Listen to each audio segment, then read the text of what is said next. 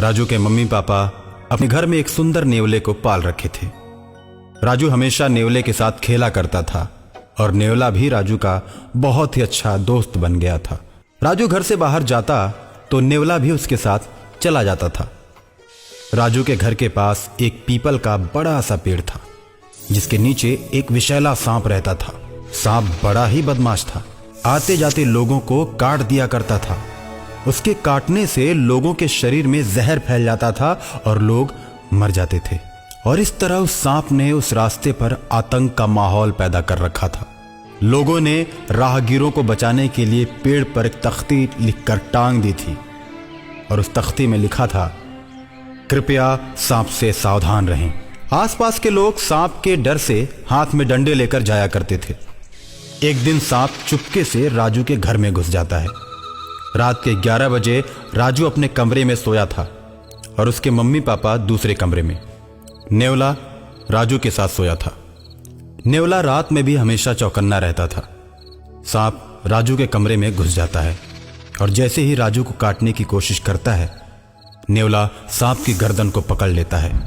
दोनों में भीषण लड़ाई होती है और अंत में नेवला सांप को मार देता है। सांप का खून घर के दरवाजे से बाहर की ओर आने लगता है। राजू दरवाजा बंद करके सोया है। उसके मम्मी पापा दरवाजे के बाहर खून देखते हैं तो सोच में पड़ जाते हैं। उन्हें लगता है कि राजू को किसी ने मार दिया। वो लोग दरवाजे को पीटते हैं, लेकिन गहरी नींद में सोया राजू जग नहीं पाता। नेवला किसी तरह दरवाजे को खोलता है और बाहर आता है। राजू के मम्मी पापा मन में ये सोचते हैं कि नेवले ने ही मेरे बच्चे को मार दिया। इस तरह का विचार आते ही वे दोनों नेवले को पीट पीट कर मार देते हैं। नेवला वहीं तड़प कर दम तोड़ देता है। नेवले की कराह और मम्मी पापा के चिल्लाने की आवाज सुनकर राजू जग जाता है और अपनी मां से बोलता है, मम्मी सुबह सुबह क्यों चिल्ला रही हो? क्या हो गया? राजू की मम्मी उसकी आवाज सुनकर अवाक रह जाती है। उसको अपने गोद में उठाकर उसका माथा चूम लेती है। राजू के पापा भी कमरे में प्रवेश करते हैं। कमरे की लाइट ऑन करते हैं तो देखते हैं कि वहां पर सांप मरा पड़ा है और उसका खून दरवाजे के बाहर तक आया है। शालिनी, देखो ना, इधर सांप मरा पड़ा है। अरे ये तो बहुत ही विषैला सांप लग रहा है। मम्मी, मेरा नेवला कहाँ है? मैं रात को जब सोया तो ये सांप मुझे काटने के लिए आया था। नेवला भैया ने सांप को पकड़ लिया और दोनों में खूब लड़ाई हुई। मैं तो डर की वजह से सो गया, लेकिन नेवला भैया ने सांप को मार दिया और मुझे गोद में लेकर सो गए। राजू की बात को सुनकर उसके मम्मी पापा दंग रह जाते हैं और मन में सोचते हैं कि हम लोगों ने बहुत बड़ी गलती कर दी। जिसने मेरे बच्चे की जान बचाई, हमने उसी की हत्या कर दी। और मरे हुए नेवले को देखकर राजू रोने लगता है। किसने मारा मेरे दोस्त नेवले को? किसने मारा? राजू के मम्मी पापा उसकी बातों का कोई जवाब नहीं देते और अंदर ही अंदर अपने किए पर पछताते रहते हैं। ऐसे ही कई दिन बीत जाते हैं। राजू हमेशा नेवले के बारे में सोचता रहता है। रास्ते में अक्सर ही दोस्तों से अपने नेवले के बारे में बात किया करता था। अकाल मृत्यु के चलते नेवला और सांप दोनों प्रेत आत्माएं बन जाते हैं।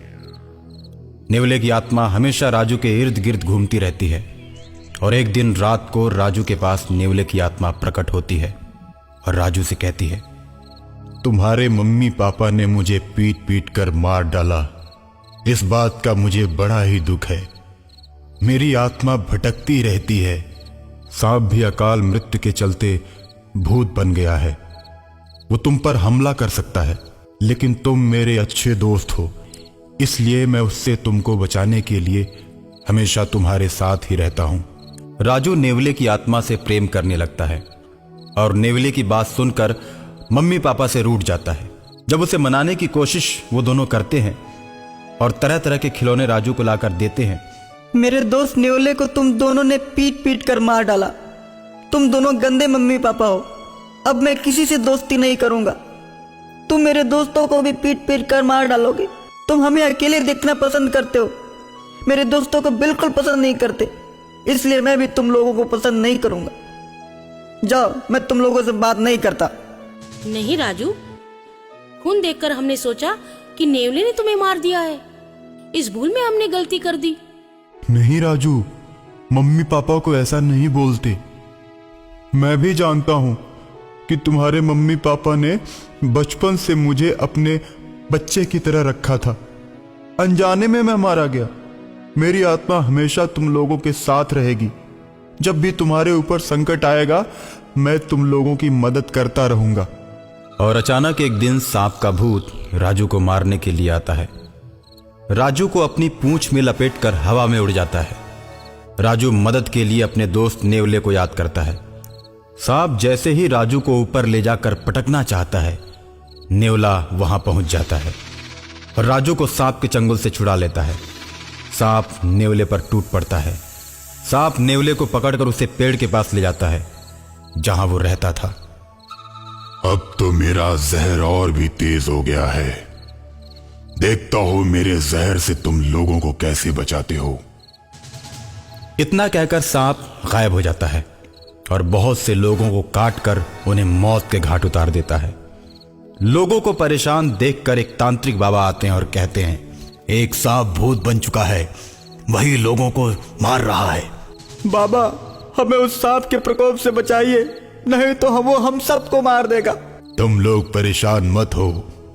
ऐसा कहकर तांत्रिक बाबा बीन बजाने लगते हैं। बीन की आवाज सुनते ही सांप की आत्मा मदमस्त होकर तांत्रिक बाबा के पास चली आती है और तांत्रिक बाबा बोतल का ढक्कन खोलकर सदा के लिए उसकी आत्मा को उसी में कैद कर लेते हैं और शहर को सदा के लिए सांप के भय से मुक्त कर देते हैं।